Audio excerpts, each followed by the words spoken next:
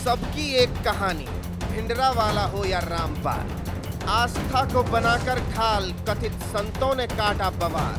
सत्ता से लेकर अदालत तक सबके सामने ठोकी ताल। आखिर धर्म की आड़ में आतंक का खेल चलेगा कितने साल? जी हाँ, कुछ तथाकथित बगुला भगत संतों ने तो संतों के संस्कार ही बदल दिए। वेद पुराणों में लिखी संत की परिभाषा के अर्थ का अनर्थ ही कर दिया है। सियासत के साए में इन बवाली संतों ने समय समय पर बवाल करके सरकार, संविधान और कानून का ही अपमान किया है। सवाल यह है कि आखिर धर्म की आड़ में आतंक का ये खेल कब तक चलता रहेगा? सबकी एक कहानी, भिंडरावाला हो या रामपाल, आस्था को बनाकर ढाल कथित संतों ने काटा बवाल। सत्ता से लेकर अदालत तक सबके सामने ठोकी ताल। आखिर धर्म की आड़ में आतंक का खेल चलेगा कितने साल? दरअसल समय तो जरूर बदला है, लेकिन कथित संतों की ये कहानी नहीं बदली है। भिंडरवाला से लेकर आज तक इन स्वयंभू संतों पर कभी लगाम लगाने की कोशिश ही नहीं की गई। तभी तो रामपाल जैसे लोग भी इसी के तो परिणाम हैं। अब सवाल ये है कि कब तक लगेगी इन पर लगाम।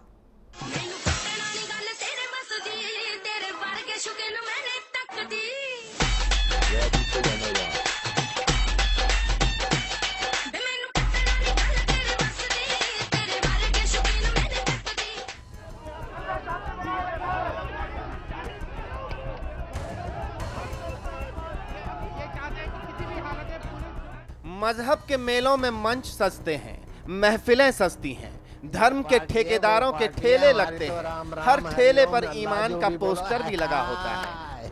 हर बार पोस्टर बदल जाता है, कहानी वही रहती है। कोई राम के नाम पर तो कोई रहीम के नाम पर अपने आप को बेच ही देता है। कुछ ऐसे भी हैं जो स्वयंभू भगवान बन गए हैं। अगल बगल इतने बबलू पाल रखे हैं कि सियासत और सत्ताओं के बड़े बड़े बाबू भी बतख बन जाते हैं इन कथित संतों के सामने। अब भिंडरावाला से लेकर आसाराम हो या रामपाल, सभी ने लोकतंत्र को लहूलुहान ही किया है। इनकी अलोकतांत्रिक ख्वाहिशों वाली सत्ता ने संविधान और लोकतंत्र का कभी सम्मान तो किया ही नहीं, लेकिन अब इसे सियासत और कथित संतों का कॉकटेल कहें या सियासी फायदे के लिए चखा जाने वाला स्वाद। कथित संतों की चौखट पर आस्था की अफीम चाटकर सियासतदानों ने जो घालमेल बनाया है, उस घालमेल में हमेशा घायल ही हुई है आस्था। कथित संत रामपाल के सतलोक आश्रम में भी श्रद्धा ही सिसकती दिखी। रामपाल कहां गायब है, ये तो भगवान राम ही जाने। भक्ति की शक्ति और श्रद्धा की बूटी के वशीभूत समर्थक जमे हैं तो कर्तव्यों की कड़ी में जकड़े पुलिसकर्मी जुटे हैं। हरियाणा की सबसे बड़ी अदालत के आदेश की तामील के लिए करीब 40,000 जवान भी बाबा के गुंडाराज के आगे बौने हो गए हैं। हालांकि इनकी पृष्ठभूमि की परतें उतारते हुए बीजेपी तो कांग्रेस पर ही आरोप लगा रही है ऐसे संतों के संरक्षण का। इस प्रकार के जो भी संतों हुए हैं या जहां भी इस प्रकार की घटनाएं आई हैं या जहां संविधान तार तार होते नजर आया है, वहां पर जो उसकी ऐतिहासिक पृष्ठभूमि के पीछे कांग्रेस जैसी पार्टियों का ज्यादा योगदान दिखाई दिया है। बहरहाल आस्था और सियासत के घालमेल का ये एक अकेला उदाहरण नहीं है। एक ढूंढोगे हजार मिल जाएंगे, क्योंकि सियासतदान सियासी फायदे के लिए इसकी चौखट पर शिद्दत से सिर झुकाते हैं और ये आस्था की अफीम से भक्ति की शक्ति बनाकर सरकार और संविधान को ठेंगा दिखाते हैं। क्या गजब का देश है अपना। कुछ गुंडे बवाली चोला बदलकर चाल बदल लें तो संत बन जाते हैं। ऐसे में तो आस्था का घायल जिस्म भी रूह तक बेजार सवाल करता है। इन स्वयंभू संतों पर कोई तो लगाम लगाओ। साजिद अली के साथ ब्यूरो रिपोर्ट, समाचार प्लस। जी हाँ, तो आए दिन किसी ना किसी स्वयंभू बाबाओं का जो विवाद है वो सामने आता रहता है, लेकिन हैरानी वाली बात यह है कि इनकी जड़ें इतनी मजबूत हो जाती हैं कि प्रशासन को इन पर हाथ डालने के लिए एड़ी चोटी का जोर लगाना पड़ता है। और जब हाथ डालती है पुलिस, तो उसके बाद सामने आते हैं कई चौंकाने वाले खुलासे। लेकिन सवाल यही है कि आस्था की आड़ में इनके आतंक का खेल आखिर कब तक चलेगा। हमारे साथ हमारे मैनेजिंग एडिटर अमिताभ अग्निहोत्री जी जुड़ चुके हैं। अमिताभ जी, चाहे भिंडरवाला की बात हो या अब रामपाल की, सबकी कहानी एक ही है, लेकिन सवाल ये है कि इनके आतंक का खेल आखिर कब तक चलेगा। देखिए, आतंक इनका नहीं है जी, ये सत्ता द्वारा दिए गए समर्थन का दुरुपयोग है जी। ये शेर की सवारी राजनेता करते हैं। भिंडरावाले कहां से उत्पन्न हुए? पंजाब में अकाली दल को कमजोर करने के लिए श्रीमती इंदिरा गांधी ने, आज का दिन बहुत महत्वपूर्ण है इंदिरा जी के संदर्भ में, लेकिन फिर भी मुझे बात कहनी पड़ेगी, इंदिरा जी की पार्टी ने अकाली दल को कमजोर करने के लिए एक गुमनाम व्यक्ति को संत बना के खड़ा कर दिया, भिंडरावाला। उस व्यक्ति ने बाद में जब इंदिरा जी ने उसको अपने मन मुताबिक नचाना चाहा तो उसने इंदिरा जी को आंख दिखाना शुरू कर दिया, और उसका नतीजा आपने देखा। पूरे पंजाब में 3-4 साल किस ढंग का हाहाकार मचा रहा, और क्या बाद में परिस्थिति बनी। भिंडरावाला तो मारा गया, लेकिन अमृतसर का स्वर्ण मंदिर भी क्षतिग्रस्त हुआ, और क्षतिग्रस्त हुई सैकड़ों साल की आस्था, और इंदिरा जी को उसमें अपनी जान गंवानी पड़ी। ये रामपाल कहां से आए? ये आज पैदा हुए क्या? हरियाणा के राजनेताओं ने रामपाल को प्रश्रय दिया। एक ऐसा जूनियर इंजीनियर जो अपनी नौकरी में पैसे के लेन देन के चलते भ्रष्टाचार को लेकर निकाल दिया गया, वो आदमी भगवान हो गया। ये राजनेताओं ने उसको भगवान का दर्जा दे दिया वोट लेने के लिए। सुदेश जी सुन लेंगे तो बड़ी मेहरबानी होगी। ये राजनेताओं ने किया पाप। ये हरियाणा की धरती विचित्र है। जितने लोग हरियाणा से ताल्लुक रखते होंगे वो मेरी बात को समझेंगे। भाजपा हो या कांग्रेस हो, कोई पार्टी का नेता ऐसा नहीं जो राम रहीम के यहां से डेरा सच्चा सौदा में माथा नहीं टेकता हो जाके चुनाव के समय। बाबा से क्या लेना देना चुनाव का भाई? काहे को जाते हैं आप लोग? फिर आप बाबा की गिरफ्तारी कर पाएंगे? कभी नहीं कर सकते। तब सत्ता नपुंसक हो जाती है, राजनीति जब भ्रष्ट हो जाती है तो। इसलिए रामपाल पैदा होते हैं, इसलिए भिंडरावाले पैदा होते हैं, इसलिए राम रहीम जैसे लोग सत्ता के परे खड़े हो जाते हैं। हरियाणा की धरती भी विचित्र है। रामपाल वहीं से, राम रहीम वहीं से, बाबा रामदेव वहीं से। मसला यह है कि ये लोग इतने उद्दंड हुए कैसे? मुझे एक प्रसंग याद आता है। केवल हिंदू धर्म में ही ऐसे बवाली हुए हो ये भी नहीं जी। आज जो जामा मस्जिद के इमाम हैं, इनके वालिद जब जिंदा थे तो एक हाई कोर्ट में मामला गया। हाई कोर्ट ने उनके खिलाफ वारंट इश्यू कर दिया। जब उनकी गिरफ्तारी नहीं हुई, वारंट भी तामील नहीं हुआ, तो कई महीनों बाद हाई कोर्ट ने दिल्ली पुलिस के कमिश्नर को तलब कर लिया, और उन्होंने कहा भाई इसको क्यों नहीं गिरफ्तार करते हैं आप? तो उन्होंने कहा साहब लॉ एंड ऑर्डर की स्थिति खराब हो जाएगी, इसलिए गिरफ्तारी संभव नहीं। उसी के 2-4 दिन बाद दिल्ली के रामलीला मैदान में एक जलसे में वो आए और उन्होंने ताल ठोक कर कहा कि हां मैं आतंकवादी हूं, दिल्ली पुलिस में हिम्मत हो तो मुझे गिरफ्तार कर ले। और इतना बोलने के बाद जब वो गाड़ी में बैठे तो हद ये थी, हिंदुस्तान की बेशर्म सियासत की हद ये थी, इंतहा ये थी कि वही दिल्ली पुलिस के जवान उनको एस्कॉर्ट करके जामा मस्जिद तक छोड़कर आए। इसलिए बनते हैं रामपाल। और ये राजनेता कहते हैं हम दाऊद को पकड़ लाएंगे, मजाक करते हैं। एक छोटा सा मामूली आदमी पकड़ने में तो 40,000 पुलिस लगानी पड़ी आपको। 6 करोड़ रुपया मेरे टैक्स का आपने प्रतिदिन खर्च फूंक दिया हरियाणा में, 6 करोड़ रुपया प्रतिदिन, और रामपाल हाथ नहीं आया। क्यों? और आप देश को भरोसा दे रहे हैं कि हम दाऊद के गिरेबां में हाथ पकड़ के ले आएंगे। राजनीति को चरित्र सुधारना होगा। नेताओं को मंदिर मस्जिद गुरुद्वारों में आतंक की नर्सरी बनाने की प्रक्रिया में हिस्सेदारी बंद करनी होगी। बाबा हो, संत हो, फकीर हो, मौलवी हो, मौलाना हो, ओझा हो, कानून का सम्मान सबको करना होगा। आप कोई भी वस्त्र पहन लें, कानून से परे नहीं हो सकते।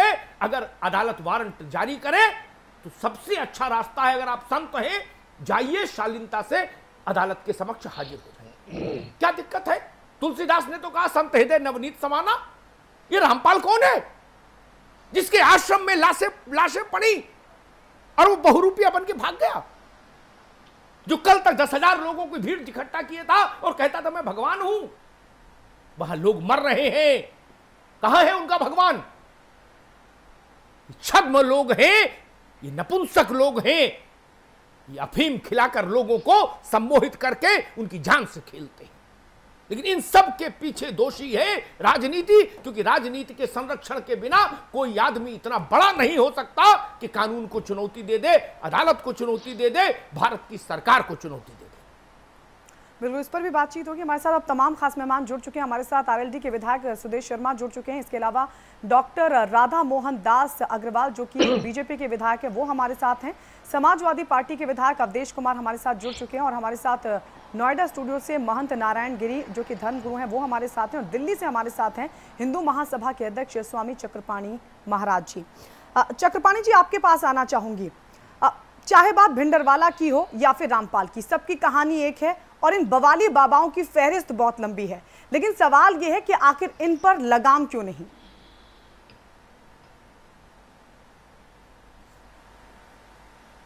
देखो, मैं आपको बताना चाहता हूं सबसे पहले कि सनातन धर्म के संतों ने देश और राष्ट्र को के लिए और पूरे मानवता के लिए बहुत काम किया है और बहुत उसके लिए अपने को कुर्बान कर दिया है।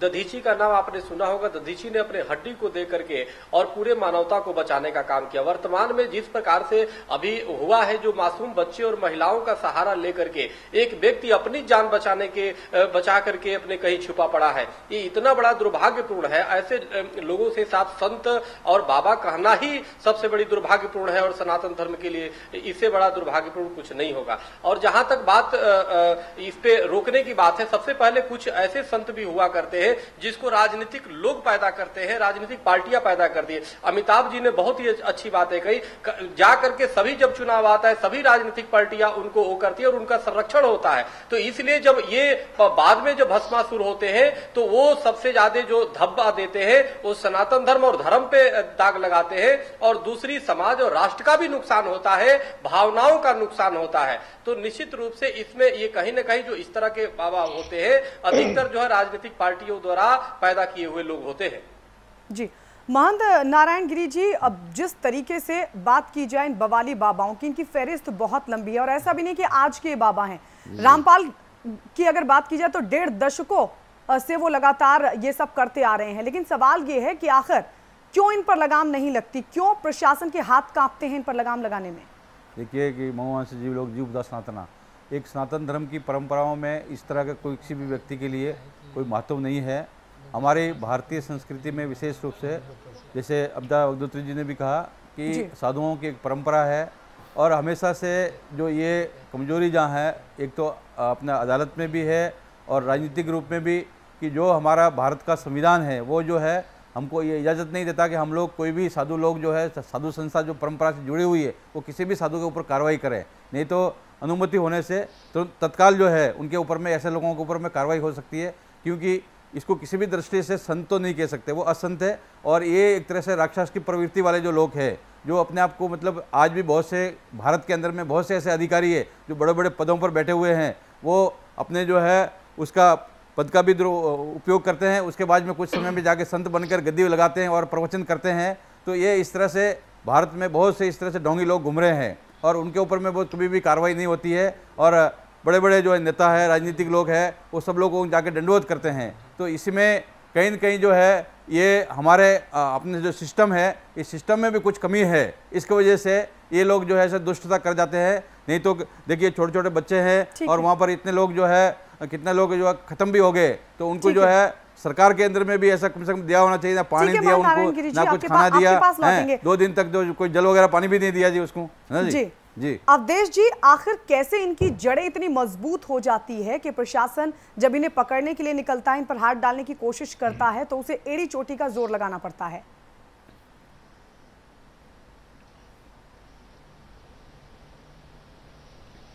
अवधेश जी। हाँ, आवाज बीच में आपकी कट गई थी। इन पर लगाम क्यों नहीं लगती?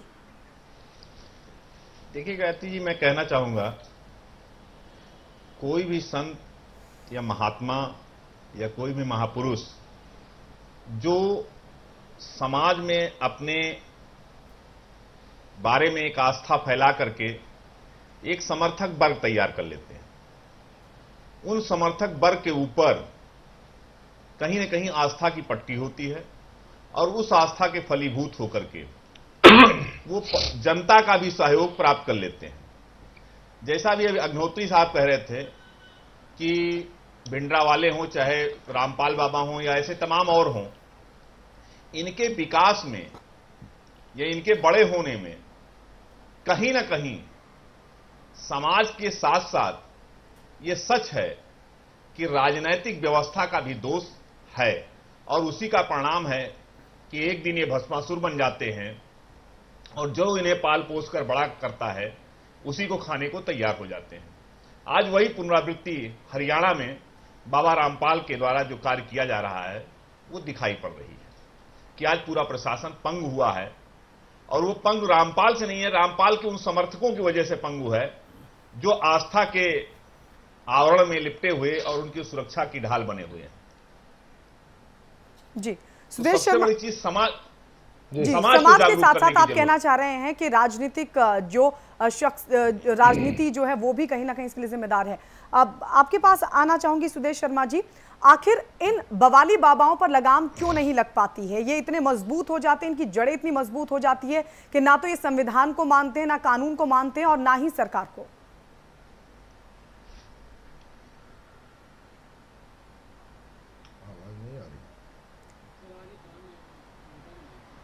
सुदेश शर्मा जी। हाँ, अब आई आवाज, बीच में थोड़ा सा कट गई थी लास्ट में आपकी आवाज। इन बवाली बाबाओं पर आखिर क्यों लगाम नहीं लग पाती? जी, मैं थोड़ा सा यहाँ अग्निहोत्री जी की बात से मैं अपने को सहमत करते हुए मैं सबसे पहले तो एक निवेदन आपसे करना चाहूंगा कि बहुत देर से पूरी बहस के अंदर उनको संत संत कह करके, और कल से मैंने भी ये कार्यक्रम कई दफा देखा है कि जो चल रहा है कि संत रामपाल, मैं कहना चाहूंगा कि ये संत के लिबास में कोई भेड़िया तो हो सकता है, संत के लिबास में कोई डकैत हो सकता है, कोई चोर हो सकता है, लेकिन ये संत नहीं हो सकता। इसलिए ये जो जिस शब्द का इस्तेमाल किया जा रहा है इसको हटाया जाए। हमारे शास्त्रों में, वेदों में जो संत की जो उपाधि, संत देखिए बड़ा भारी शब्द है, यहां तक कि साधु भी कभी संत नहीं बन सकता, संत कोई बन नहीं सकता, संत भेजे जाते हैं, क्योंकि जो संत जो बनते हैं वो बिगड़ जाया करते हैं। जैसे सवाल तो यही है कि पहले आपत्ति क्यों नहीं, ये जो राजनीतिक जमात है ये पहले आपत्ति क्यों नहीं जताती है? नहीं तो वो आज यहां तक नहीं पहुंचती, उनकी जड़ें इतनी मजबूत नहीं होती। देखिए मैं वहीं पर आ रहा हूं, मैं वहीं पर आ रहा हूं। तो मैं यही कहना चाहता था कि देखिए जो संत बनते नहीं है और जो बनते हैं वो बिगड़ जाया करते हैं। जो भी चीजें बनी है इस दुनिया में, चाहे वो मकान बना हो, चाहे आदमी बना हो, कुछ भी बना है, जिसके नाम के आगे बना लग गया वो बिगड़ जाया करता है। अभी आपने बताया कि वो पहले जेई थे, फिर न जाने क्या थे, तो संत कभी बनते नहीं है, संत भेजे जाते हैं, हुआ करते हैं। चाहे वो तुलसीदास, कबीरदास, मीराबाई, रैजाट, मुन्ना दास, शायद ये किसी यूनिवर्सिटी में नहीं गए थे, इनकी कोई यूनिवर्सिटी नहीं थी, ये संत है, संत हुए थे, संत बनते नहीं, और जो बनते हैं मैंने कहा वो बिगड़ जाया करते हैं। इसलिए इन पर लगाम क्यों नहीं संत न कहा जाए।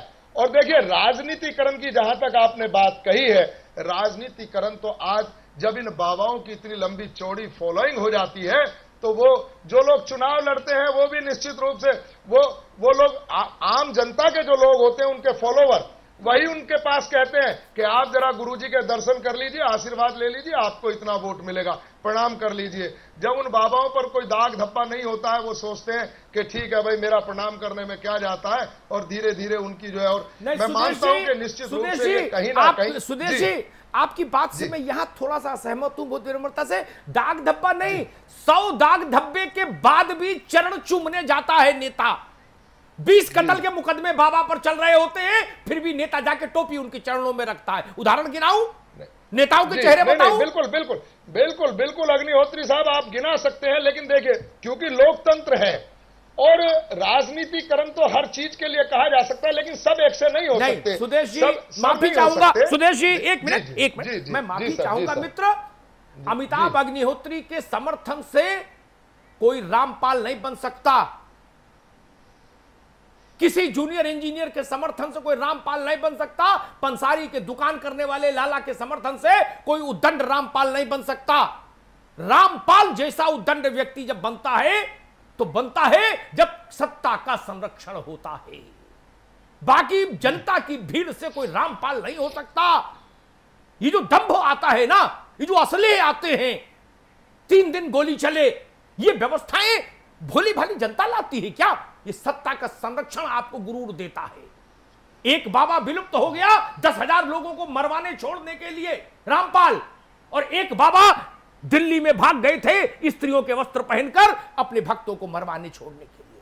तुलसीदास ने कहा संत हृदय नवनीत समाना, नवनीत के समान संत का हृदय होना चाहिए। हम ऐसे बाबाओं से रूबरू हैं जो कायर हैं, जो कायर हैं और अपने को बहादुर बताते हैं।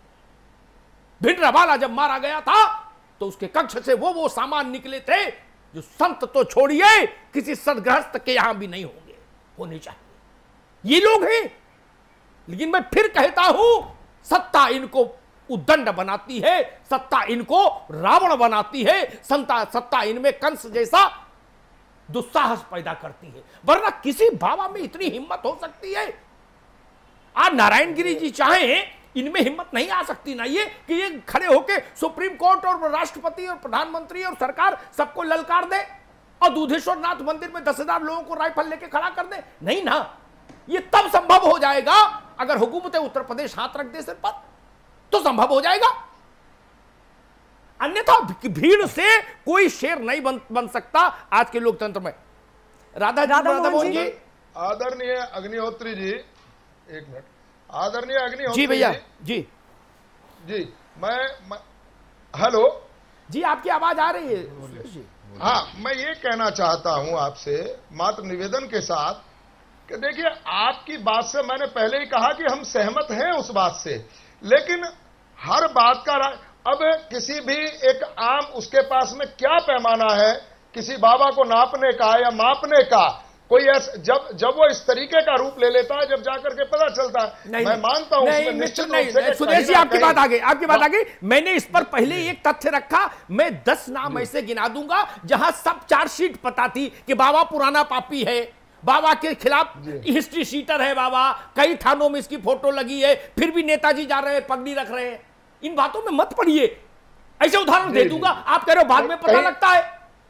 कहीं ना कहीं उसका अभाव है। निश्चित रूप से हम इस बात को जो है हम जानते हैं सत्ता का चरित्र क्या है। ये सियासत की तवायफ का दुपट्टा है, ये सियासत की तवायफ का दुपट्टा है जो किसी के आंसुओं से नम नहीं होता। राधा मोहन जी, ये बाबा बवाली कैसे बन जाते हैं? जी, मैं तो रामपाल जी के बारे में कुछ जानता नहीं।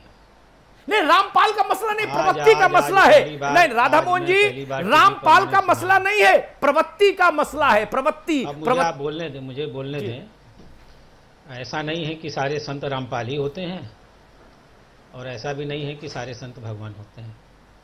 दूसरी चीज, माननीय अमिताभ जी, हम जीते हैं लोकतंत्र में और जहां जन समर्थन इनको मिलता है वहाँ आउटराइट आप किसी को तब तक रिजेक्ट नहीं कर सकते जब तक उसका चेहरा खुल करके नंगा होकर के समाज के सामने आ नहीं पाता। ये समाज इस बात का गवाह है कि जिनके चेहरे खुले हैं वो दंडित भी हुए हैं, बर्बाद भी हुए हैं, जेलों के पीछे सड़ भी रहे हैं। आप तुलसीदास को बार बार कोट कर रहे हैं। तुलसीदास ने लिखा है, लखी सुबेश जग वंचक ते हो, विवेक प्रताप पूजिए ते हो, उजर ही अंत न होए निबाहो, काल निम जिम रावण राहो। तो जो लोग इस बेस को पहन करके इस बेस को अपमानित करते हैं, हम सामान्य जनता के जो लोग होते हैं ना, धर्म के प्रति, ये भारत एक धर्म प्रधान देश है, धर्म के प्रति उनके मन में एक आस्था जगती है। तो थोड़ी चीज़ों को देख करके उन्हें लगता है कि उनकी जो ढेर सारी पीड़ाएं बार बार राजनेताओं को कह रहे हैं, राजनेताओं की गलती कहाँ है? मैं तो मूलतः यहाँ मानता हूँ कि अगर जनता के पास इतनी पीड़ा नहीं होती तो जनता इस पीड़ा की समाधान के लिए इन संतों के पास जाता क्यों? राजनेताओं की असफलता इस बात में है कि जनता जिन चीज़ों से पीड़ित है, जिन समस्याओं से ग्रसित है, जिन समस्याओं का समाधान चाहती है, जो उसके मौलिक समस्याएं हैं उन ज्यादा तक तो मोहन हम जी जाते आपके पास हम लौटेंगे। इस वक्त हमारे साथ हरियाणा के पूर्व डीजीपी निर्मल सिंह जुड़ गए हैं फोन लाइन पर।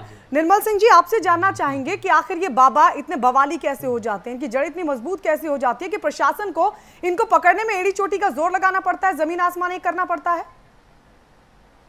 इसमें ऐसा है कि ये जुलाई 2006 में इसका करौंथा गांव है, वहां पर इसका आश्रम था जी, रोहतक डिस्ट्रिक्ट में। वहां पर भी गुरु पूर्णिमा वाले दिन वहां पर तकरीबन 5000 के करीब लोग थे, जिसमें बच्चे, बूढ़े और औरतें थी जी।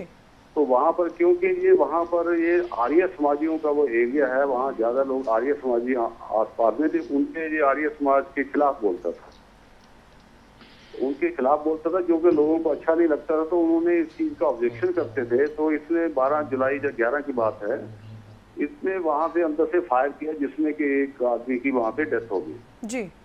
और वो लोगों ने इसको घेर लिया। तो इन्फॉर्मेशन जब मेरे पास मिली तो उस टाइम मैं खुद वहां पर मौके पे गया था और शाम को तकरीबन 2500 के करीब मेरे पास फोर्स थी और उसमें इन्होंने उस टाइम के डिवीजनल कमिश्नर और डीसी जजर और रोहतक, इनको भी वहां पर रोक के रखा हुआ था। वो कोशिश कर रहे थे इनसे बातचीत करने की, लेकिन ये बात करने को तैयार नहीं था जी।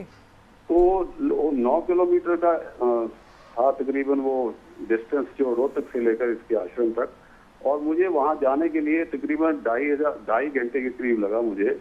और जबकि मेरे पास फोर्स तकरीबन 2,500-3 हजार के करीब फोर्स थी, क्योंकि लोगों की रेजिस्टेंस थी वहां पर। ठीक है। और वहाँ हमने जाकर इसको, जब हम वहाँ पहुंचा हूँ तो मैंने इसको मैसेज भेजा कि इनको बताइए कि वो डीजी साहब खुद आए हैं तो ये बाहर आ जाए। और मेरा ख्याल है 15 या 20 मिनट के बाद में ये बाहर आ गया, क्योंकि हो सकता है इसको, मेरा जहाँ तक ख्याल है कि इसको मेरे बारे में पता होगा कि मैं I will take very strict action, और मैं खुद गया था वहाँ पर जी। तो लेकिन गिरफ्तारी नहीं हुई थी? हेलो, गिरफ्तारी नहीं हुई थी? नहीं, गिरफ्तारी हमने करी ना इसकी उसी टाइम। इसको कहा के बाहर आ जाइए, तो ये बाहर आ गया। क्योंकि अगर हम यही काम करते, दीवार तोड़ते करते, तो हो सकता है अंदर से इसके बाद वेपन तो थे, तो ये और नुकसान करता। तो जब इसको हमने नेगोशिएट करने की कोशिश की ना, इससे बातचीत, मतलब इससे हमने। बहुत बहुत शुक्रिया निर्मल जी हमारे साथ जुड़ने के लिए। चक्रपाणी जी, एक सवाल मेरे पास है। बार बार इस बात की दुहाई दी जाती है कि भीड़ है भाई इनके पास। लोकतंत्र में क्या जिसके पास भीड़ हो उसके सब गुनाह माफ? एक सवाल। तो भीड़ तो बांदा में ददुआ के पास भी रही, इसलिए राजनेताओं ने ददुआ को भी सिर पर बैठाल कर रखा, क्योंकि ददुआ के कहने से भी वोट मोबिलाइज होता था। इसलिए बुंदेलखंड में राजनीति करने वाला हर नेता ददुआ के घाट पर जाकर सिर नवा के आया। चक्रपाणी जी, क्या भीड़ आप जुटा ले 2000-5000 भोले भाले लोगों को आप अपने चालबाजी में फंसा ले, उससे सारे गुनाह माफ हो जाएंगे?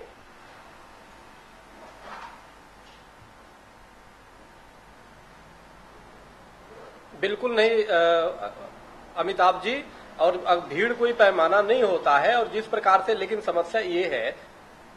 हेलो जी, आपकी आवाज आ रही है प्रभु कि जी, जिस प्रकार से अनेक पार्टियां जो चली जाती हैं और पार्टियों का संरक्षण मिलता है, सत्ता की संरक्षण मिलता है। आप ये देखिए अमिताभ जी, एक दिन में वहां पे इतनी बड़ी तंत्र खड़ा नहीं हुआ। आज जैसे आप श्री महंत नारायण गिरी जी महाराज का नाम लिया, और चाहे कितने भी संत हैं, वो इस तरह से अपनी दुस्साहस नहीं कर सकते कोई भी, क्योंकि उनपे कोई राजनीतिक वो भी नहीं है और वो आध्यात्मिक, सीधी सीधी आध्यात्मिक है। वो अपने मठ और मंदिर तक सीमित है। लोग आते हैं, आशीर्वाद देते हैं, पूजा कराते हैं और इतने तक सीमित है। लेकिन इनकी सत्ता में इतनी भागीदारी हो जाती है, इतनी भागीदारी हो जाती है कि वो कुछ भी करने से डरते नहीं है। अब कमांडो बना लेना, ये हमें लगता है कि बताओ, लोग तो, संतों का तो काम होता है कि ऐसे स्थान पे जाओ जहां पे जो गुमराह लोग हैं, जो हथियार उठाए हैं, छुड़ाने का काम करता है कि हथियार छोड़ो, नशा छोड़ो। लेकिन यहां तो उल्टा हथियार पकड़वा दिया गया है, युवाओं को पूरी तरह से गुमराह कर दिया गया है, महिला और बच्चियों को जिस प्रकार से मोहरा बनाया गया है। तो हमें ये किसी भी कीमत पे, ये तो संतत्व का लक्षण कहीं से दूर दूर तक दिखाई नहीं दे रही है, न दूर दूर तक का कोई संबंध है इससे। जहां तक संत समाज तो खुद अपनी प्राण दे करके समाज की रक्षा करता है, व्यक्ति की रक्षा करता है, पूरी मानवता की रक्षा करता है, लेकिन यहाँ पे अपनी रक्षा के लिए पूरी की पूरी तंत्र को कुर्बानी पे और दांव पे लगा देना, ये इतनी बड़ी चीज है कि इसकी कोई भी जितनी भी निंदा की जाए कम है। महाराज जी, और अभी तक देखो जिस प्रकार से पूरा यूरोप जल रहा था और नीरो बांसुरी बजा रहा था, आप इतनी हिंसा हो रही है और वो पता नहीं कहां पे वो किस वो में छुपे पड़े हैं, उनको आकर के आना चाहिए, न्यायालय का सम्मान करना चाहिए, लेकिन बहुत ही दुर्भाग्यपूर्ण है। मुझे याद आता है वो दृष्टांत यहाँ बहुत जरूरी है बताना। कांची कामकोटि पीठ के शंकराचार्य जयेंद्र सरस्वती जी महाराज के खिलाफ जब जयललिता जी इससे पिछली बार सत्ता में थी, उन्होंने एक्शन लिया। एक हत्या के मामले में उनको सरकार ने आरोपित किया और वो जेल गए। उनके यहां जब पुलिस पहुंची तो मैं अपने उत्तर प्रदेश के राजनेताओं को बता दूं, राधा मोहन जी तो वहां गोरखनाथ अवैधनाथ योगी आदित्यनाथ जी के संपर्क में रहते थे, तो उससे थोड़ा सा उस फ्लेवर से परिचित है। बाकी लोगों के लिए बता दूं, जयेंद्र सरस्वती को इस देश का हर बड़ा राजनेता जानता है और उनका सम्मान करता है। वो चाहते वो भी रिटेलिएट करवा सकते थे कांची पीठ से। एक आवाज नहीं उठी, एक डंडा नहीं चला, एक पत्थर नहीं चला। जयेंद्र सरस्वती आए बाहर, पुलिस से कहा गिरफ्तार करना चाहते हैं, पुलिस ने कहा जी बाबा वारंट है, गाड़ी में बैठे चले गए, अदालत का सामना किया, जेल में रहे, अदालत से निष्पाप और निष्कलंक होकर छूट कर आए। यह होता है संत का भाव। ये चोर उचक्के बंदूकें चला रहे हैं अंदर से, इनमें और ददुआ में फर्क क्या करूं, निर्भय गुजर और इनमें फर्क क्यों करूं? अवधेश जी, निर्भय गुजर को भी पुलिस जब दबिश देने जाती थी तो वो भी यही करता था, ददुआ भी यही करता था, इनमें और उनमें फर्क क्यों?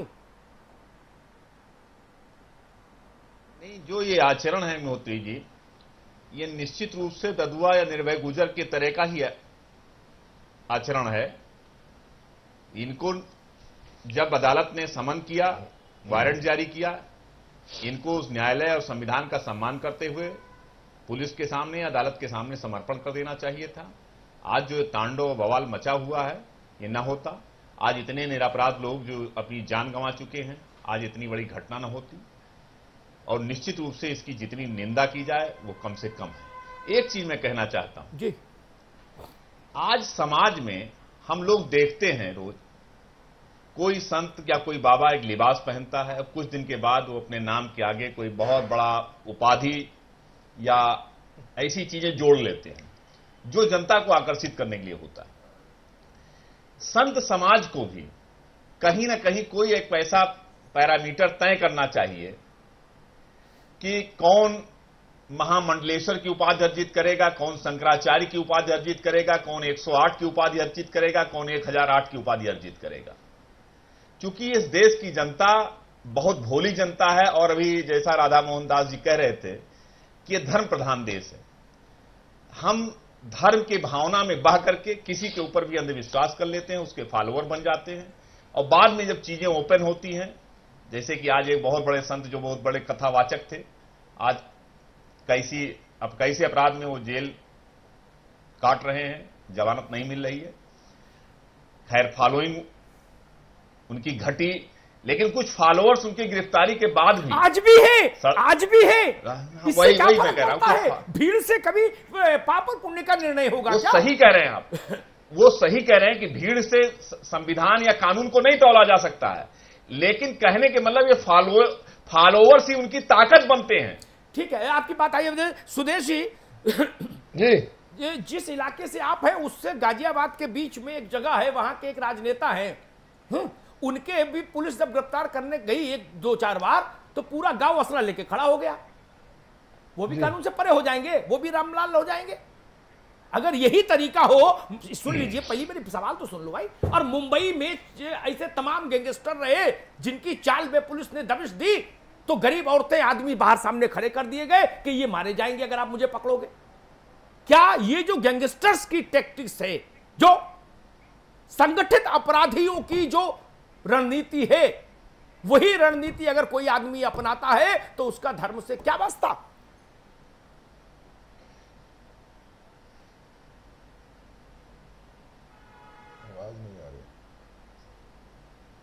राधा मोहन जी, आपके पास आवाज आ रही है? जी आ रही है। वही सवाल मेरा है जो मैं भी सुदेश जी से पूछ रहा था। आइए, आवाज आई है जी सुदेश जी बताइए, तो फिर बताइए। सुदेश जी कुछ कहना चाहते हैं? जरा सा दोबारा उसको बस एक बार मैं एक लाइन में कह दूं, संगठित अपराध गिरोह, ऑर्गेनाइज्ड जो गैंग्स हैं, उनकी तरह आचरण करने वाले लोगों का धर्म से क्या वास्ता? कोई वास्ता नहीं हो सकता। बिल्कुल बिल्कुल निश्चित रूप से कोई वास्ता नहीं हो सकता। बल्कि ये कहा जा सकता है कि जो रिवॉल्वर लेकर के, तमंचा लेकर के सड़कों पर क्राइम करता है, चोरी करता है, डकैती डालता है, हो सकता है वो पता नहीं किस उसमें वो अपराध कर रहा है, लेकिन ऐसे लोग जो संगठित करके अपराध कर रहे हैं, मैं समझता हूं ये वास्तव में बहुत बड़ा अपराध है और इसकी जितनी निंदा की जाए वो की जानी चाहिए। और संविधान और कानून से ऊपर कोई नहीं है, चाहे वो किसी भी कोई भी हो, उसको ये कभी हक नहीं पहुंचता कि वो जिस तरीके से निर्दोष लोगों की भावनाओं से खिलवाड़ करके, क्योंकि देखिए ये आस्थाओं का देश है, इसमें तो कोई दो राय नहीं। और मैं तो आदरणीय अग्निहोत्री साहब, मैं तो आप जैसे विद्वान लोगों से भी एक अनुरोध जरूर करूंगा। निश्चित रूप से राजनेता भी जहां कहीं ना कहीं आपने उनको दोषी ठहराया और वो दोषी हैं व्यवस्था, लेकिन क्योंकि मीडिया भी साथ साथ में एक चौथा स्तंभ है हमारा, उसको भी चाहिए कि लोगों को जागरूक करने का भी काम करे। और आप लोग हमसे भी ज्यादा बेहतर कर सकते हो कि उनको इस दलदल में जाने से बचाएं। अभी आप देखिएगा, एक वो आता है, मैं टेलीविजन पर देखता हूं कि जा 2 रुपए के गोलगप्पे खा लेना, आज जींस पहन लेना, ठीक हो जाएगा। मैंने अपने चैनल पर निर्मल बाबा को नहीं चलने दिया, ठीक है ना जी? मैंने नहीं चलने दिया, मैं अपनी जिम्मेदारी समझता हूं। आप धन्यवाद के पात्र हैं, लेकिन अगर हम सभी लोग इसको, इस जिम्मेवारी को थोड़ा थोड़ा अगर महसूस कर लेंगे, कार्रवाई तो शासन प्रशासन और राजनीतिक जमात ही करेगी ना, जो सत्ता में बैठी है। ठीक है सुदेश जी की बात आई। सुदेश जी अभी दोबारा आएंगे, पर राधा मोहन जी, इतने असले, इतने ड्रमो डीजल फूंकने के लिए आदमी को है, ट्रकों रोड़ी, डंडे, ईंटे पत्थर, ये सब चंद घंटों में तो इकट्ठे हो नहीं सकते। इतना तो नेपाल बॉर्डर से भी तस्करी नहीं हो रही इतनी तेजी से, तो किसी बॉर्डर से जम्मू कश्मीर में इतनी तेजी से हथियार नहीं आ रहे जितने हथियार वहां थे। तो इसका मतलब ये एक ऑनगोइंग प्रोसेस रहा होगा रामपाल के यहां। तब देखिए, तब हुकूमत कहां थी, अंधी थी क्या? जब इन्होंने काम शुरू किया होगा अपना जी, तो इनके पास 2 चेहरे रहे होंगे। एक जो दिखाने के लिए जनता के सामने उनका भगवा वस्त्र था, और दूसरा जो इनके पीछे इनका मूल व्यवसाय रहा होगा। मैं यहाँ बैठे बैठे हरियाणा के राजनेताओं के बारे में कोई टिप्पणी नहीं कर सकता, लेकिन ये एक सत्य है, लोकतंत्र का सत्य है कि जो लोग जनता के बीच में चाहे छल से, कपट से, भ्रम से, चाहे जिस तरीके से भी, जब अपनी एक लोकप्रियता बना लेते हैं, तो पुलिस प्रशासन और स्थानीय प्रशासन की अपने आप में एक सीमाएं बन जाती हैं कि उन तक पहुंचने के लिए आखिर वो क्या करे, कितने लोगों को मार डाले। आप बार बार भिंडरवाला को कोट कर रहे हैं, आपने देखा भिंडरवाला को समाप्त करने के लिए क्या क्या करना पड़ा। और आस्था की लड़ाई आज तक भी है, और आज भी सिर्फ जहां भिंडरवाला थे वहां नहीं, पूरे देश में ही सारे लोग हैं जहां आज भी उन मुद्दों पर लड़ाइयां चलती हैं। तो प्रशासन को बहुत समझदारी से काम लेना पड़ता है। मुझे नहीं मालूम कौन प्रशासन कब कैसे था, लेकिन जब इतने साल लग जाए तब सवाल उठते हैं। जब प्रशासन को कार्रवाई करने में इतने साल लग जाए राधा मोहन जी, तब सवाल उठते हैं। बात समझने की कोशिश करें, इतने साल का विषय नहीं है। जब तक जनता मेरे असली चेहरे को देख नहीं लेगी, नहीं, असली चेहरे जनता को दिखाएगा कौन? और राधा मोहन जी, रामपाल की कोठी इतनी बड़ी है, राजनेता। अब आप मेरी बातें सुने, जनता को असली चेहरे दिखाने का काम हमेशा राजनेता नहीं करते। अमिताभ अग्निहोत्री जी अपने चैनल में नहीं चलाते हैं, डॉक्टर राधा मोहन अग्रवाल राजनीति गोरखपुर में करते हैं और अपने हिसाब से करते हैं। तो क्या सारे राजनेता एक जैसे हैं और सारे अखबार और सारी मीडिया एक जैसी है? क्या ये सत्य नहीं है कि मीडिया पे ढेर सारे बाबाओं को भगवान बना करके प्रस्तुत कर दिया जाता है, अलग से आस्था के चैनल चला दिए जाते हैं? क्या ये सत्य नहीं है कि मीडिया पर विज्ञापन दे करके लोगों के कार्यक्रम दिखाए जाते हैं और उन्हें भगवान बना के जनता के सामने प्रस्तुत कर दिया जाता है? इसलिए हिस्सेदारी है कौन यहाँ जो कातिल नहीं पिपत का, इस पर जिम्मा है नहीं हमारी। नारायण, हर व्यक्ति की समान रूप से जिम्मेदारियां हैं, राजनेता बराबर के जिम्मेदार हैं और हर व्यक्ति बराबर का जिम्मेदार है। ठीक है, आपकी इस बात से मैं सहमत नहीं, हर व्यक्ति बराबर का जिम्मेदार है। मेरे गांव में मूंगफली बेचने वाला ननकू किसी रामपाल को क्रिएट नहीं कर सकता, रामपाल को सत्ताएं क्रिएट करती हैं। महंत नारायण गिरी, 2 सवाल मेरे आपसे हैं जी।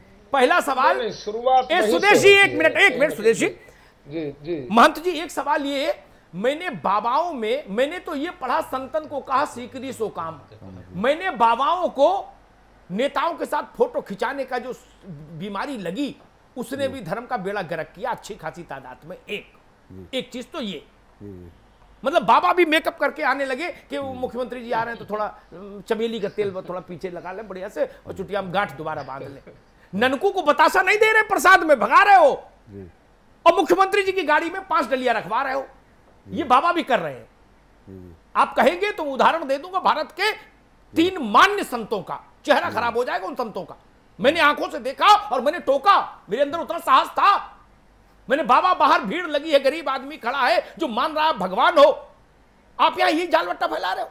खैर, ये इसने भी धर्म के साथ धोखाधड़ी की, एक। और दूसरा, दुनिया भर में दुनिया के जितने पेशे हैं सब में एक नैतिक आचार संहिता बनी, उस पेशे के जिम्मेदार लोगों ने कोई जिम्मेदारी निभाई। आपकी बिरादरी में मुझे आज तक समझ ही नहीं आया, कोई 108 लिख ले कोई उसे रोकने वाला नहीं, कोई 1,08,000 लिख ले तो कोई माइकलाल उसको रोक नहीं सकता, कोई अपने को मठाधीश बता दे कोई रोक नहीं सकता, कोई कह दे कल्कि का अवतार हो गया कोई खंडन नहीं कर सकता। और आज मैं कह दूं कि मैं विष्णु का अवतार हूं तो कौन पुलिस मुझे पकड़ लेगी? और मुझसे एक बार वो कह रहे थे स्वरूपानंद महाराज के कुंभ में जाने का मन नहीं करता, वहां 400 शंकराचार्य के बोर्ड लगे होते हैं, आदि शंकर बता गए 4 या 400 पैदा हो गए। आखिर आप लोगों ने कभी चिंतन नहीं किया कि कोई लगाम लगाए, कोई छलनी लगाए? चोर उचक्के सारों को संत बना दिया। लेकिन माफ कीजिएगा अग्निहोत्री जी, माफ कीजिएगा, बिना आपकी मदद के, बिना मीडिया की मदद के उनका उस पोजीशन पर पहुंचना संभव नहीं है। मैंने तो पहले ही स्वीकार किया कि कहीं ना कहीं, जैसा राधा मोहन जी ने कहा कि सभी लोग इसमें कहीं ना कहीं सबका भागीदारी है। जी, हाँ, यस, आपकी बात आगे सुदेश भाई, आपकी बात सुन ली, मैंने सुन ली कि आप सब लोग ये कहना चाह रहे हो मीडिया की मदद से ऐसा हुआ, मैंने मान लिया। मैं अभी इस बहस में नहीं उलझूंगा, मेरी बहस डिटेल हो जाएगी, नहीं मेरी बहस डिटेल हो जाएगी, किसी दिन इस पर बहस रखूंगा मीडिया के रोल पर, तब इस पर 1 घंटे बहस करूंगा। महंत जी, मैंने 2 सवाल आपसे पूछे, एक नए कपड़े बदल के, मैंने एक शंकराचार्य को देखा, मैं उनके साथ बैठा था, पीवी नरसिंह राव जी मिलने आए, वो कपड़े बदलने चले गए, बाबा कपड़े बदल के आए प्रधानमंत्री से मिलने के लिए, फोटो खिंचाने के लिए। ऐसा होता है कि भाई राजा है, उसका कुछ सम्मान तो करना ही चाहिए, और तो एक तरह से हमारी परंपरा है, परंपराओं को भी निर्वाह होना चाहिए। और ऐसे जैसा कि अब अवधेश जी ने बोला कि भाई महामंडलेश्वर वगैरह जिसे बनाते हैं, तो कभी भी भारत के साधुओं की जो परंपरा, पुरानी परंपरा है, उसमें कभी भी ऐसे जितने भी आपके स्वयंभू अतर्कथित संत होते हैं, वो हमारी परंपरा में ऐसा कभी भी नहीं हुआ। और जब भी कैसे ऐसा विषय आता है तो शंकराचार्य जी ने भी गिरफ्तारी हुआ, हम लोग के ऊपर भी ऐसा बहुत सारे कुंभ मेले वगैरह में कोई विषय आता है, कोई साधु ऐसा होता है तो हम पकड़ के स्वयं उनको दे देते हैं। तो हमेशा से भारत में जो भारत में जो साधुओं की जो परंपरा से साधु है, परंपरा से साधु है, वो लोग हमेशा से जो है इसको जो एक तरह से फॉलो करते हैं। और जो स्वयंभू जो बन जाते हैं, जो उनका तो कोई, क्योंकि भारत के संविधान में ऐसा है ही नहीं कि भाई कोई भी जो है कोई भी संत बन सकता है। हम लोग किस तरह अंकुश लगाए, हमारे पर कोई अधिकार भी नहीं है कि भाई साधु परंपरा अंकुश लगा सकते हैं। महंत जी, आपने कहा कोई भी बन जाता है, मैं एक दूसरा उदाहरण दे देता हूं जिसका खंडन मुश्किल हो जाए। जो आपकी अखाड़ा परिषद है ना, उसने एक महिला को महामंडलेश्वर बना दिया, उसमें देश भर में बवाल हो गया, उनके 7 जन्मों का कच्चा चिट्ठा खुल गया। नहीं कोई राधा माँ का जी क्या चेहरा बचा, क्या चेहरा बचा? नहीं, वो बात तो आपका ठीक है कि कैसे कैसे आरोप नहीं थे उस महिला पर, और आप लोगों ने उसको महामंडलेश्वर बता दिया।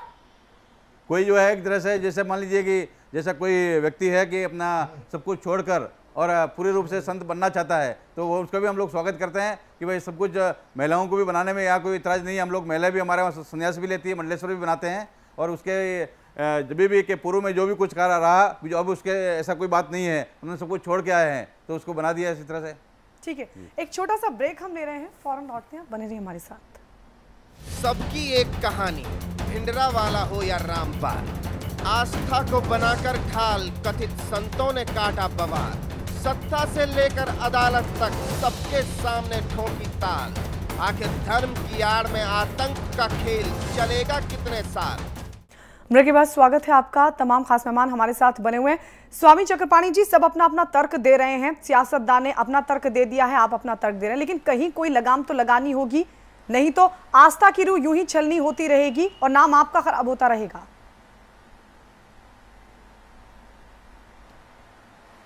नहीं, बिल्कुल आपने ठीक कहा, लेकिन एक बात और भी बात, अभी अमिताभ जी ने जैन सरस्वती जी का नाम लिया। जैन सरस्वती जी महाराज के शुरू से हम लोग से संबंध रहा है, अभी मैं गया भी था। ऐसे ऐसे वनवासी क्षेत्रों में जाकर के काम कर रहे हैं जहां पे सरकार नहीं पहुंच पाती उन वनवासियों को। जिस समय बाइज्जत बरी हुए, मैं आपको बताना चाहता हूं, जब वो फंसे थे तब तो पूरी इलेक्ट्रॉनिक मीडिया देश की इतना उनका ऐसी की तैसी किया कि जैसे उनसे ज्यादा गंदा और खतरनाक कोई व्यक्ति नहीं होगा। लेकिन जब बाइज्जत बरी हुआ तो हमें नहीं लगता कि किसी इलेक्ट्रॉनिक मीडिया ने 1 घंटे का डिबेट भी उस पर रखा होगा कि एक संत जो है पकड़ा गया जो अपने आप समर्पण किया, और देखो उन्होंने इतनी संघर्ष के बाद जो है वो कोई कहीं भी नहीं, एक कहीं लाइन में दे दिया, उस पर कोई नहीं। कहने का मेरा मतलब यह है कि अच्छाई जो है सामने आना चाहिए सबके सामने। जो संत, जो प्रमाणिक संत है वो आने चाहिए। लेकिन समस्या ये है कि जो नए नए संत और संत के नाम पे उभर रहे हैं उनको इलेक्ट्रॉनिक मीडिया और मीडिया ही काफी बढ़ा रही है, जो बहुत ही दुर्भाग्यपूर्ण है। और वही भस्मासुर हो जा रहे हैं जो समाज के लिए खतरनाक साबित हो रहे हैं। अवधेश जी, कहीं कोई लगाम लगानी होगी, बहुत संक्षेप में। सुदेश जी एक सेकेंड। अवधेश जी, इससे शो का फॉर्मेट बिगड़ता है। आप और राधा जी अगर आपस में बात करने लगेंगे, मूवमेंट इधर उधर करेंगे, तो दर्शक के सामने हैं आप, ऑन एयर है मित्र, इस मर्यादा का निर्वहन तो रखिए। जी अवधेश जी। देखिए, ऐसा है अग्निहोत्री जी, इस चीज में, इस बहस में एक पहलू नहीं है कि ये जो तथाकथित संत हैं, इनको महिमा मंडित होने में या महिमा मंडित किए जाने में केवल सत्ता प्रतिष्ठान ही दोषी है या राजनीति से जुड़े हुए लोग ही दोषी। ठीक है, सबको अपनी जिम्मेदारी समझनी होगी, लोगों को भी जागरूक होना होगा। ठीक है, सुदेश शर्मा जी, बहुत संक्षेप में। जी देखिए, जैसा मैंने कहा, हमने तो स्वीकार किया इस बात को, लेकिन कहीं ना कहीं देखिए, विद्वान अग्निहोत्री जी को भी मानना पड़ेगा कि शायद इस राजनीति से कहीं ज्यादा जो आजकल युग है, सूचना का युग है, आज मीडिया का युग है भाई। आज आप देखिए ना, मीडिया जो बात हम चिल्ला करके मतलब जो है लोगों को नहीं बता सकते, आपका मीडिया 1 मिनट में पूरे देश को बता सकता है।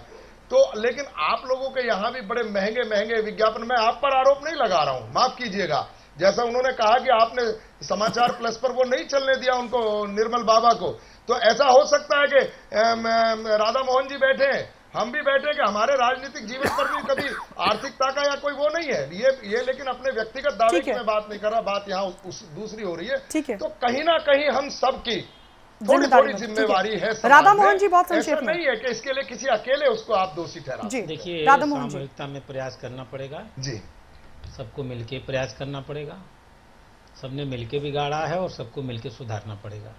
ठीक है, महंत नारायण गिरी जी। व्यक्ति के सुधारने से ठीक कहता हूँ कि हमेशा से कभी भी धर्म में कोई दोष नहीं है, वो हमेशा शाश्वत है, और कहीं न कहीं सभी लोग इसमें एक तरह से दोषी है, हम लोग सभी लोग, और सभी को इसका लिए प्रयास करना चाहिए कि ऐसे लोग जो है तथाकथित वो समाज में जो है ना पनपना पाए, और इनको जो है समाप्त होने के लिए सभी का एक साथ में प्रयास होना चाहिए। अमिताभ जी, संपादकीय टिप्पणी। 2 बातें मैं कहूँगा। एक देश के लिए, एक मीडिया की तरफ से मुझे बोलना चाहिए। मैं अकेला प्रतिनिधि हूँ उस जमात का। बाबा लोगों ने अपनी बात कही, राजनेताओं ने अपनी बात कही। मैं बहुत विनम्रता से कहूँगा, रामपाल के मामले में इस युद्ध से पहले देश के किसी चैनल पर रामपाल की फोटो देखी थी क्या आपने? नहीं देखी। रामपाल पर कोई शो देखा कभी? आया ही नहीं, नाम ही नहीं आया। मैं तो 12 घंटे टीवी देखता हूं, आप लोग तो 12 घंटे देखते नहीं होंगे, कोई भी कभी नहीं आया। रामपाल किस चिड़िया का नाम है, किसी को केयर नहीं रही। हमने कैसे बिगाड़ दिया भाई? ये कौन भवाली रामपाल है? हमने तो चलाया नहीं कभी, हमने मतलब मीडिया ने नहीं चलाया। आप मुझे बता दीजिए, टाइम्स ऑफ इंडिया में कब स्टोरी आई रामपाल पर कि रामपाल महान है? हिंदुस्तान टाइम्स ने कब छापा? जागरण गोरखपुर ने कब रामपाल पर फीचर छापा? हमने तो महंत अवैधनाथ के मरने पर छापा। योगी आदित्यनाथ के पीठाधीश्वर बने तो खबर चलाई। हमने बिगाड़ दिया रामपाल को? नहीं, यह तर्क ठीक नहीं। ये अनुकूल सत्य, अर्ध सत्य वाली स्थिति से भी नीचे का तर्क है। रामपाल पर कभी कोई चर्चा ही नहीं हुई। और दूसरी बात, आज सब लोग कह रहे हैं, बाबा लोग भी कह रहे, भाई मीडिया भी देखे।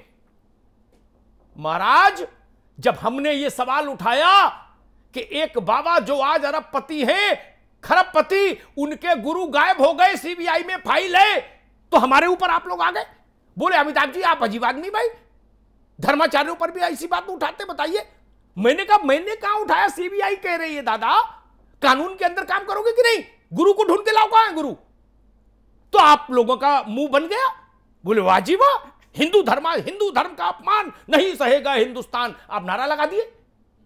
हालांकि आपके नारा लगाने से कोई फर्क नहीं पड़ता मेरे ऊपर, लेकिन आप लगा तो दिए ना। तमाम बाबा मेरे से नाराज हो गए, बोले ऐसा मामला क्यों उठाते हो? मैंने वो गुरु है कहां, ये तो लाओ। मैंने सवाल उठाए कि भाई इनके राम रहीम के खिलाफ जो मुकदमे हैं, इनकी भी चर्चा कर ले जरा। तो उनके डेरा सच्चा सौदा के लोग आ गए यहां, बोले जी हम लोग आत्मदाह कर लेंगे। मैंने कहा क्यों?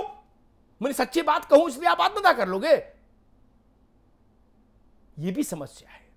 अब मैं, समय कम है, एक बात देश के लिए कहूंगा, खास तौर पर राजनेताओं से मैं अपेक्षा नहीं करता। राजनीति जिस निचले स्तर पर है वहां वोट ही अंतिम लक्ष्य है, वही साध्य है, वही साधन है। उसके लिए निर्भय गुजर के घर जाके पांव छूना पड़े, चाहे पोथी के घर जाना पड़े, छबिराम के घर जाना पड़े, ददुआ के घर जाना पड़े, सब मान्य है। ये तो रामपाल था, इसके घर भी जाना पड़े, सब होगा। ये बदल नहीं सकती रीत, मैं जानता हूं।